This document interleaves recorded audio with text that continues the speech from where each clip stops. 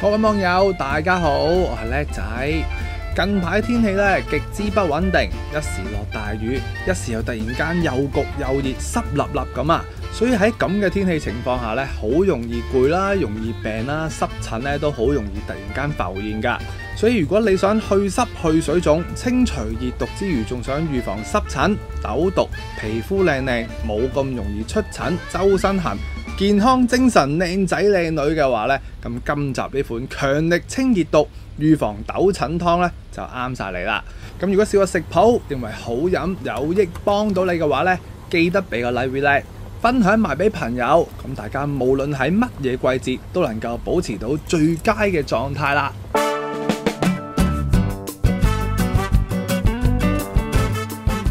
好啦，我哋又嚟到街市啦。咁要煲今集呢款湯，煲得好飲好食、肉腍湯甜嘅話呢，第一件事我哋就要買翻件靚嘅金錢豬展先啊。Hello， 或者咩好？豬展定手肉啊？你話事啊？豬展真係好鬼搞笑。佢話好特別好味啊，煲豬展。係啊，呢個特別好味㗎。俾呢隻金錢。呢隻好啊！呢件金錢靚。好啊，好啊，好啊。呢度60蚊啦。好，唔該。使乜字開啊？唔使啦，唔該。有冇其他鹹濕使唔使？使唔使啊？好。多謝晒。好，唔該。哎呀，好搞笑。多謝晒，多謝晒。喂，唔好嘈。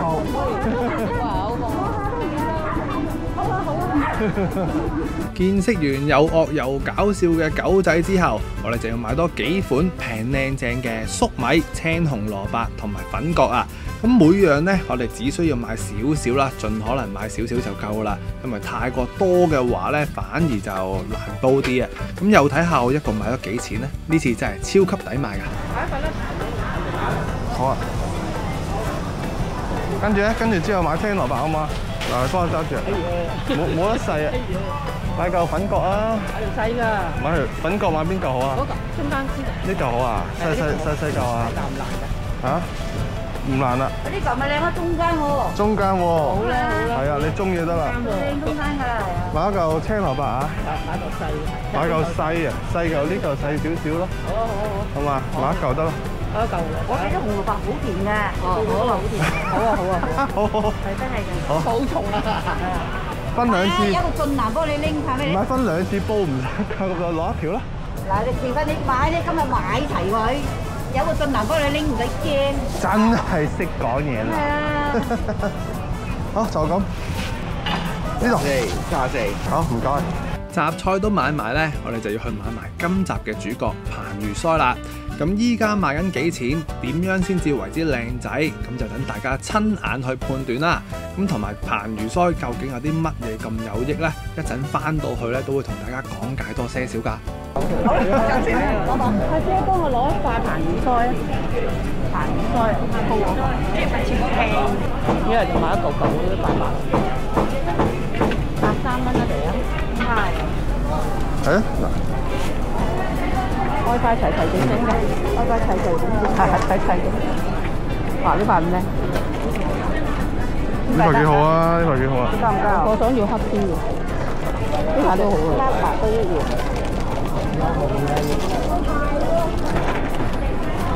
好強烈嘅海水嗰啲味啊！係啊係啊！啲海水味好犀利。係啊！啊！呢塊大塊啊！呢塊好大塊啊！呢塊完整到。呢塊咯，係啊！呢塊好啊好啊好啊！呢個係咪？呢個賣佢啊！唔好高住先，下次高完開埋。幾十蚊啊！你183蚊啊？183蚊嚟啊！343。好。好啦，大概係買咗一隻手板再大啲左右嘅 size 啦，一共咧就買咗343蚊，咁即係接近3兩噶啦。咁放心嘅咧就係一件呢啲咁嘅 size 夠用3至4次噶啦，所以咧亦都唔算話太過貴嘅。咁我哋翻到去再慢慢講下佢有啲咩功效特性啦。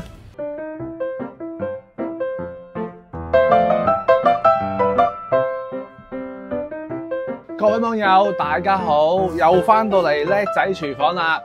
今集嘅主角就係佢啦，足足咧就買咗呢度300幾蚊啦，咁啊每一兩130蚊就買到嘅彭魚腮。咁其實彭魚腮有咩用咧？其實好啱夏天飲啊！咁啊特別係要嚟清熱啦、解毒啦咁。咁除咗呢個清熱解毒之外，點解會特別係適合夏天咧？因為喺夏天咧多雨水啊，又濕又焗又熱咧，就更加容易出到疹啦。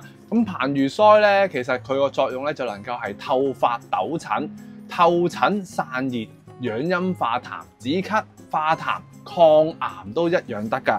咁樣咧。雖然咧就貴咗些少，但係嚟講咧功效真係好好。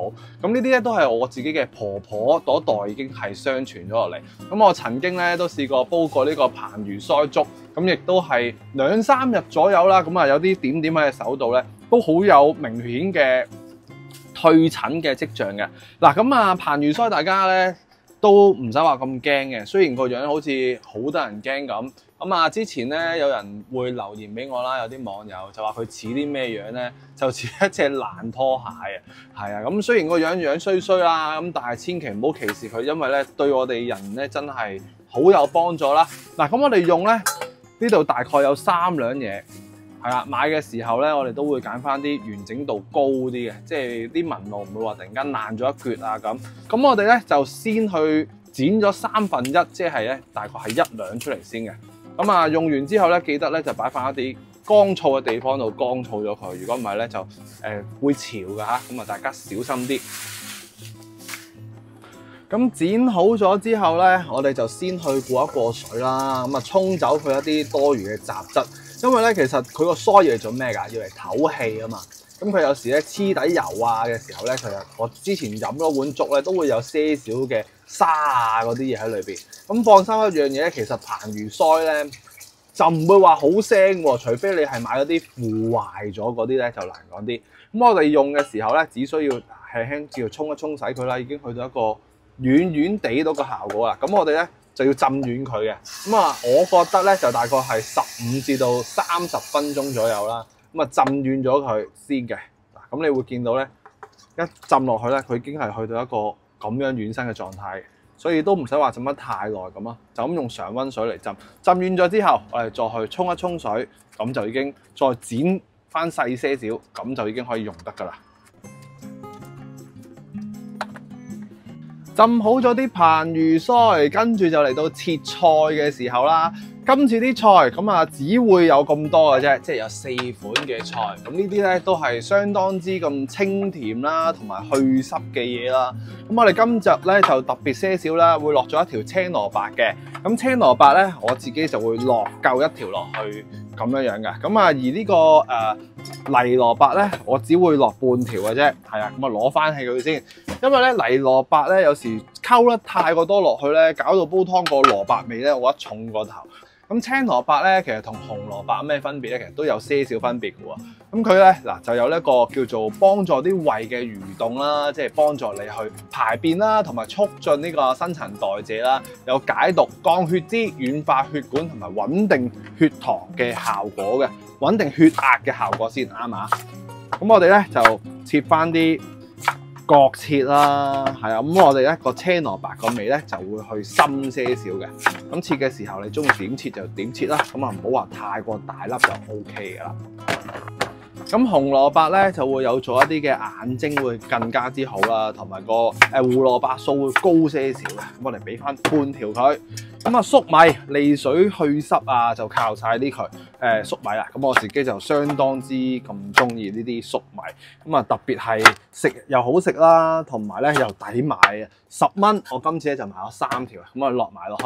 咁呢款湯咧就夠晒甜噶啦。咁如果我哋想更加之好飲同埋去濕咧，咁呢個粉角咧我就特登買咗一件比較上係細一啲嘅，係啦。咁啊切嘅時候咧，最緊要就係批皮。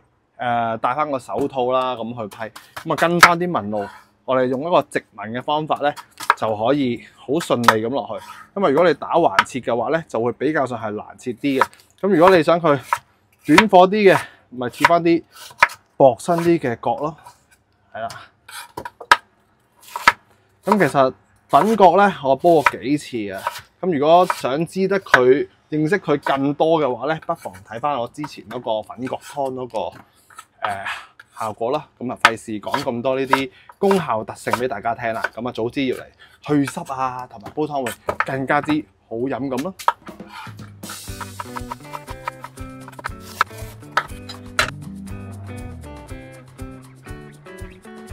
切好晒啲菜碼咧，都相當之咁大盤噶啦，所以咧呢一款湯第一時間就要攞翻個大煲出嚟，咁啊一次過倒晒落去先啦。我哋爭取啲時間咧去煲佢，同埋啲粉葛咧，我哋咧就盡可能切完就好煲住先啊，或者係揾啲水去浸住先，因為粉葛咧擺得耐咧都會發紅嘅。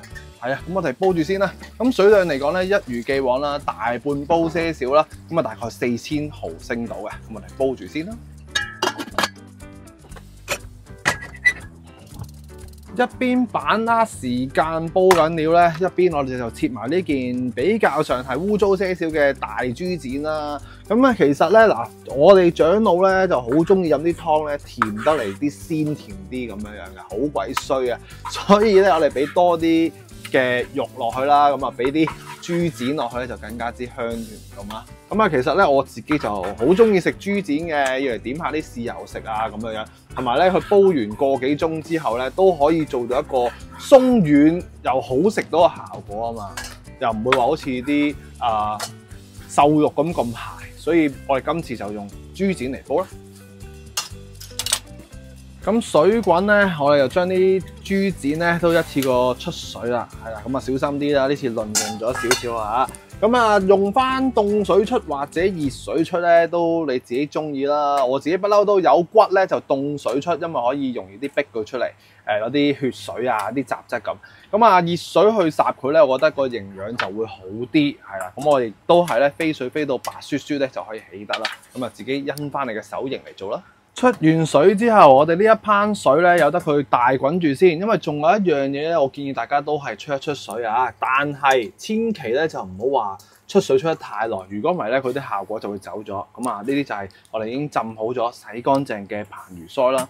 咁我哋咧嗱，始終呢啲曬乾乾製品咧，我自己建議大家都係叫做用一個高溫消毒啦，殺下佢表層嗰啲細菌啊、污糟嘢咧，我覺得咁樣咧就會更加之安心啦。咁啊，拖佢大概10秒、8秒到啦，咁就 OK 啦。所以啲水咧盡可能大滾，咁就最好啦。豬展、彭魚腮都出晒水咧，就嚟到今集比較特別一啲嘅秘密武器啦。今集加強清熱潤肺功效嘅材料咧，就係佢啦。咁佢係咩嚟咧？其實遠距離啦，大概1尺範圍度咧，你都會聞到佢有陣茶葉嘅味道嘅。咁其實咧，佢就叫做青天葵啊，係啦。咁青天葵有咩好處咧？清熱啦、潤肺啦、散瘀啦、解毒啦。咁一般嚟講咧，喉嚨痛啊、痘毒啊、瘡毒啊，咁啊，如果你係青春期嘅時候咧，都可以用佢嚟去解一啲嘅瘡毒。所以係搭配住呢個彭魚腮咧，咁個效果咧就更加之事半功倍啦。咁屬性嚟講咧，都係偏向涼一啲，咁啊味道咧就唔會苦嘅，佢係一啲甜口嘅嘢。咁買嘅時候喺邊度買咧？喺翻啲藥房嗰度同佢講話青天葵就 OK 啦。咁我買咗1兩啦，咁啊大概30-40蚊左右啦。咁我哋用嘅時候用幾多咧？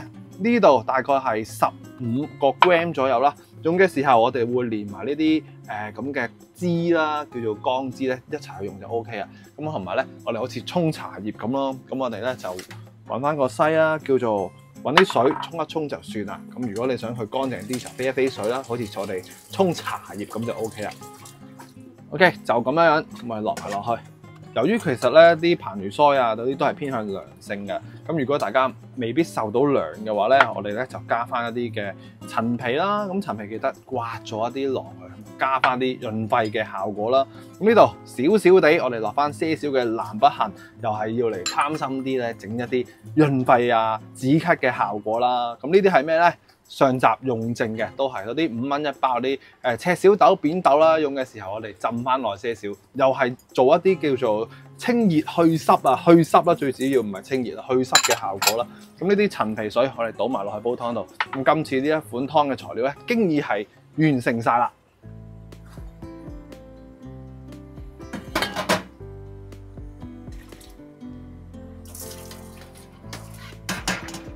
咁煲嘅時間要幾耐呢？咁我哋亦都係一如既往啦，水滾起計數，我哋煲90分鐘。咁啊，頭咗15至20分鐘咧，俾翻個大些少嘅火力去逼下啲肉個味道啊出嚟先。咁之後咧就直到去最後嗰15分鐘，略為補翻些少鹽。咁今集呢一款清熱解毒、透疹又去濕嘅ผ่魚腮湯咧就大功告成啦。咁啊，如果你都覺得呢一款湯幫到你，又清熱解毒、潤肺、去濕，仲要透疹嘅話咧，記得俾個 like 咧。分享埋俾朋友，咁樣咧，大家喺呢個夏天又濕又焗又熱嘅時候咧，都唔會咁容易出疹啊，搞到周身痕一笪笪，冇咁靚仔靚女啦。咁下一集我哋繼續一齊煮一齊煲湯啦，下條片再見，拜拜。煲好咗嘅ผ่魚腮粉葛湯咧，其實咧佢嗰個流質咧都相當之咁犀利啊！一嚟有澱粉質啦，二嚟咧呢個ผ่魚腮咧都有一定嘅膠質啊，所以你見到佢咧係掛掛地嘅。嗱，我哋試翻啖先，一啲都唔會腥啊！大家可以放心。最緊要你買嗰件ผ่魚腮咧穩穩陣陣就 OK 啊！咁其實呢件腮咧，長老或者我長老嘅長老咧都傳承咧。都係可以攞嚟食嘅，咁食落去咧唔使話驚佢咯，咬落去咧好似啲軟骨咁啊！有冇食過啲雞軟骨嗰類嘢咧？都會嗦嗦聲嘅，咁啊不妨我食翻少少俾大家睇下。聽到咧係會有啲硬硬地嘅軟骨咁嘅聲咯。咁初頭我都驚嘅，但係食落去如果係對身體好嘅話，不妨勇敢些少食少少啊，都冇乜嘢嘅。咁啊希望大家中意今集呢款湯，記得俾個 like 仔支持下。下集再見，拜拜。